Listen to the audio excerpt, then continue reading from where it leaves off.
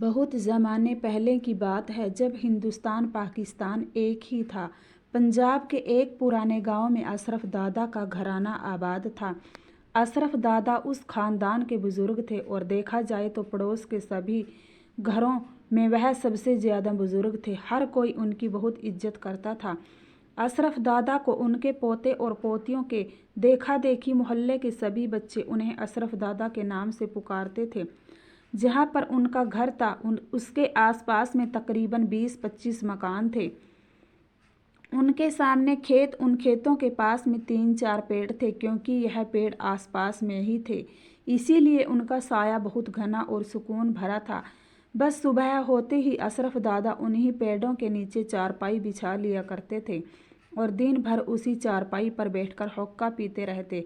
दोपहर के वक्त उनकी बहुएं वहीं पर आके उनके लिए खाना ले आती। मगरिब की नमाज के बाद उनको उनके पोते घर की तरफ ले जाते। दादा के 4 बेटे थे।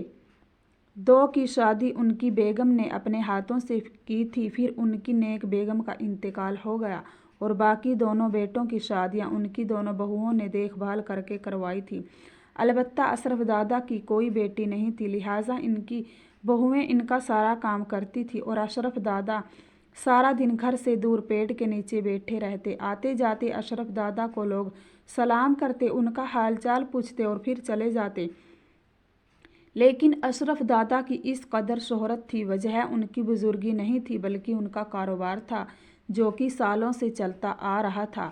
अशरफ दादा गांव वालों का चलता फिरता बैंक थे। किसी को कोई ज़रूरत आन पड़ती या कोई संगीन बीमारी आन पड़ती या किसी की बेटी या बेटे की शादी आन पड़ती या किसी को किसी भी तरह की परेशानी होती या हर वह काम जिसमें गांव वालों को पैसे की ज़रूरत होती तो वह बेझिझक अशरफ दादा से कर्ज ले लिया करते और अशरफ दादा उनको फ़ौरन कर्ज दे दिया करते।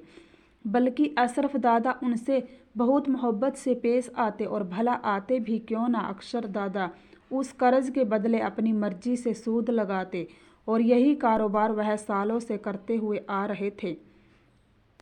उनके खटिया पर रखे तकिए के नीचे उधार की रकम खाते सूद की तफसीलात का एक रजिस्टर रखा हुआ था, जिसे वह पल के लिए भी खुद से अलग नहीं होने देते। अगर कभी बारिश होने लगी तो अपनी पोतियों को इस कदर शोर मचाकर बुलाते जैसे कोई तूफान आ गया हो, मगर इस शोर शराबे का बस इतना मकसद होता कि उनका रजिस्टर गीला ना हो जाए। दादा अपनी रकम सूद समेत वापस लेने में खूब होशियार थे। उन्हें यह कारोबार करते हुए 40 से ज़्यादा समय हो गया था, कोई भी उनसे रकम लेकर भाग नहीं पाया था। अशरफ दादा के उसी लालच और हवस में उनकी ज़िंदगी के दिन गुजर रहे थे। एक दिन गांव के स्कूल के मास्टर का अशरफ दादा के सामने से गुजर हुआ।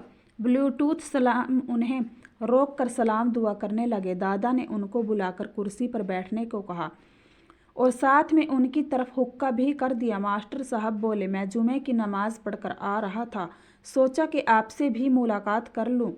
आपने तो कभी गलती से भी मस्जिद का रुख नहीं किया। दादा साहब यह सुनकर बोले, मास्टर साहब मुझे काम से फुर्सत नहीं मिलती।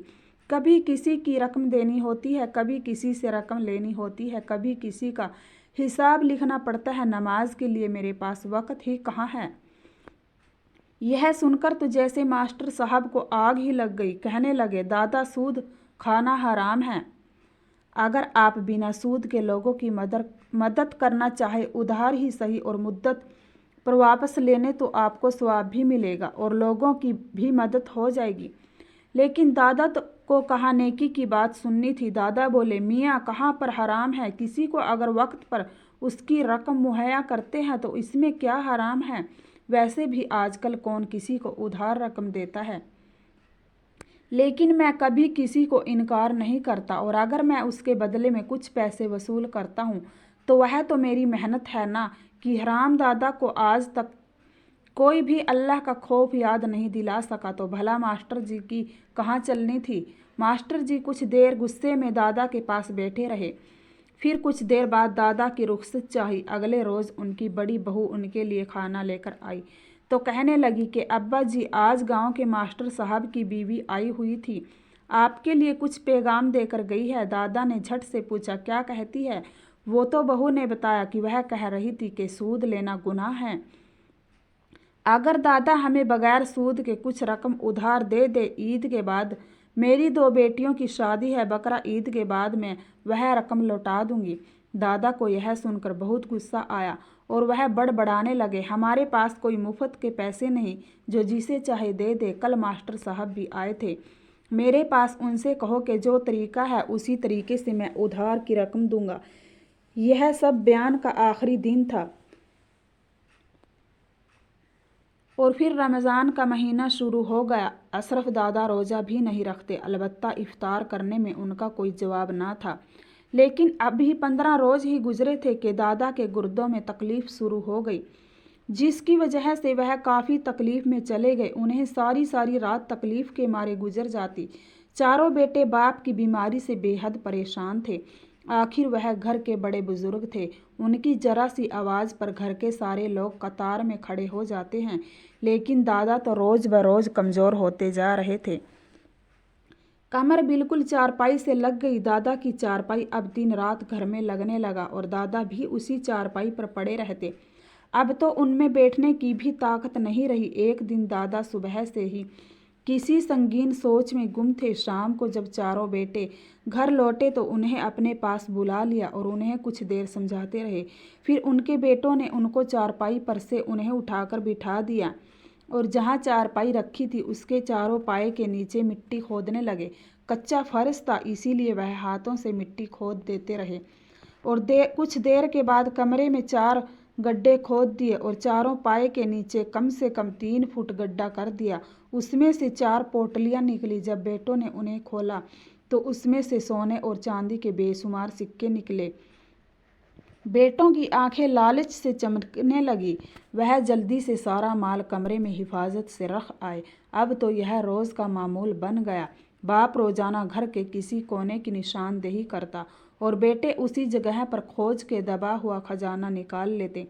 इसी तरह ईद भी आ गई। वह उनकी ज़िंदगी की सबसे हसीन ईद थी। चारों बेटों की तो ज़िंदगी चमक गई, लेकिन ईद के 2-4 दिन बाद अचानक दादा की तबीयत ज़्यादा खराब हो गई और अब तो उनसे बोला भी नहीं जा रहा था। उनकी जैसे आंखों में ही जान अटक गई। बेटों से कुछ कहना चाहते लेकिन कुछ नहीं कह पाते। बेटे बाप का इशारा समझ रहे थे, इसीलिए वह बाप को चारपाई समेत उठाकर घर में घुमा रहे थे। बाप कब किसी कोने का इशारा करे, वह उस जगह को खोद कर वहाँ से दबा हुआ खजाना निकाल सके। जैसे ही वह गुसल खाने की तरफ से गुजरे, दादा को तो जैसे मौत के फरिश्ते नज़र आने लगे हों। उनकी आंखें जैसे बाहर की तरफ निकलनी शुरू हो गई। अचानक यह सब कुछ छोटे बेटे ने देख लिया तो फिर जोर से बोला कि बाबा का इशारा गुसल खाने की तरफ है। सबने चारपाई वहीं छोड़ दी और लगे गुसल खाने की तोड़फोड़ करने और पीछे की दीवार के नीचे अब तक का सबसे बड़ा खजाना मिल गया। सारा का सारा घर खजाने की तकसीम में लग गया। उधर उसी दौरान दादा की रूह कब्ज हो गई। अगले रोज़ अशरफ दादा का जनाजा ले जाया गया। दफनाने के 2 दिन बाद किसी शख्स ने आकर बताया कि दादा की कब्र में बड़ा सा सुराख हो गया है और उसमें से काले रंग का बड़ा सा सांप मुँह निकाले देख रहा है। यह खबर पूरे गांव में जंगल की आग की तरह फैल गई। उनके खानदान से लेकर पूरे गांव के लोगों ने इस वाकया को अपनी आंखों से देखा। वाकई वहां पर एक बहुत बड़ा सांप मौजूद था जो कि दादा की कब्र में से एक सुराख में से अपना मुँह निकालता और फिर अंदर चला जाता। यह सांप अल्लाह का अजाब था अशरफ दादा के लिए, जो कि उन्हें सारी ज़िंदगी सूदखोरी की वजह से मिला था। वह अपनी दौलत कब्र तक साथ न ले जा सके और उनकी औलाद उसी दौलत के बंटवारे की वजह से दादा की आखिरी वक्त में उनके साथ नहीं रहे थे। अशरफ दादा के इबरतनाक अंजाम की मौलवी साहब हर जुमे को लोगों को जुमे के खुतबे में सुनाते और उन्हें सूदखोरी जैसे लालच से दूर रहने को कहते। अस्सलामु अलैकुम वरहमतुल्लाहि वबरकातुहू।